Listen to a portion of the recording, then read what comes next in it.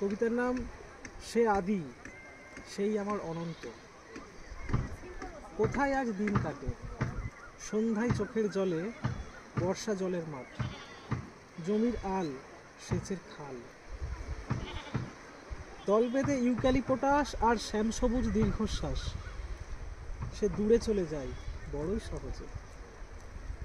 যে বুকে আমায় যত্নে পেতে নিয়েছে, আজ হয়তো ছাই ওড়ানোর পালা।